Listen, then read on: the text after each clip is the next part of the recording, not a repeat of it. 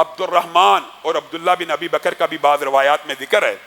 ان بیٹوں کا بھی کردار ہے، اس پورے گھرانے کا اس ہجرت میں کردار ہے۔ اونٹنیاں بھی ان کی، مال بھی ان کا، چمڑے کا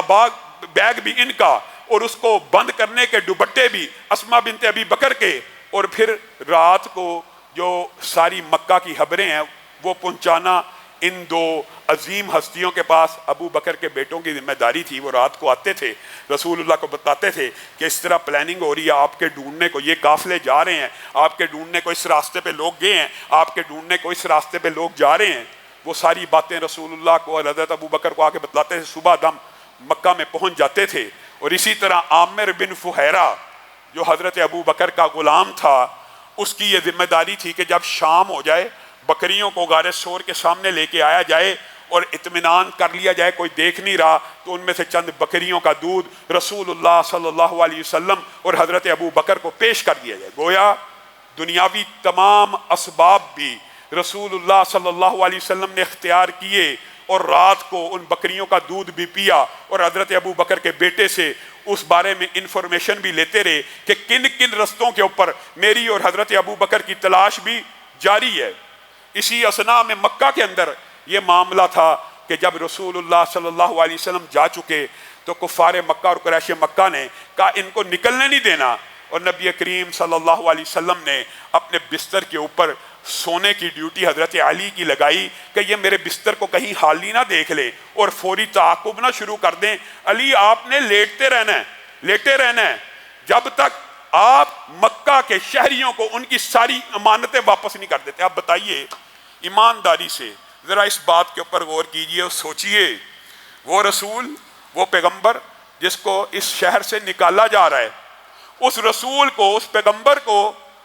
سب سے زیادہ فکر یہ ہے کہ ان کی بعض امانتیں میرے پاس ہیں اور کسی کی کوئی امانت میں ساتھ لے کے نہ چلا جاؤں یا بغیر لٹائے نہ چلا جاؤں۔ علی ایک بندے سے پوچھی، کسی کا کوئی چیز میں نے واپس تو نہیں کرنی۔ کس کو کہہ رہے ہیں؟ کفار مکہ کو، قریش مکہ کو۔ آج ہمارے سے کوئی تھوڑا سا فراڈ لگا لے، کہا جاتا ہے یار اس نے فراڈ لگایا، میں نے بھی اسی کے ساتھ فراڈ لگانا ہے۔ یہ وہ جو قتل کرنے کی پلاننگ کر رہے ہیں، جو جلا وطن کرنے کی پلاننگ کر رہے ہیں، اور نبی کریم کہہ رہے ہیں ان کی بھی امانتیں واپس کر کے آئیں علی۔ اور حضرت علی کو ان بدبختوں نے رسول اللہ سمجھ کر پتھر بھی مارے۔ حضرت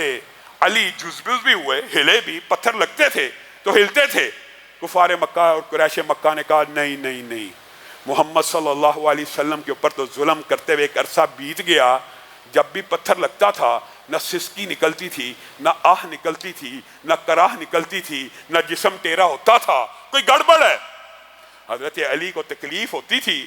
تکلیف تو رسول اللہ کو بھی ہوئی ہوگی، لیکن ان کا صبر اور استقامت اس قدر زیادہ تھا کہ قریش مکہ نے کبھی ان کو چارپائی کے اوپر پتھر کھاتے ہوئے کروٹ لیتے ہوئے نہیں تھا دیکھا، آہ اور سسکی نکالتے ہوئے نہیں تھا دیکھا۔ آج دیکھا پتھر لگ رہے ہیں، بستر کے اوپر کروٹ ہو رہی ہے، بستر ہل رہا ہے، سمجھ گئے معاملہ کچھ اور ہے۔ پتہ کیا تو جناب علی رسول اللہ کی خاطر اپنے بدن کو چھلنی کروائے، اسی چارپائی پہ بیٹھے ہوئے اپنے اس عظیم الشان نبی کی تربیت، اور اگر حقیقی دیکھا جائے تو رسول اللہ کی تربیت ہے جناب علی، انہی کے گھر میں پلے بڑے ہیں، یہ عظیم الشان تربیت ہے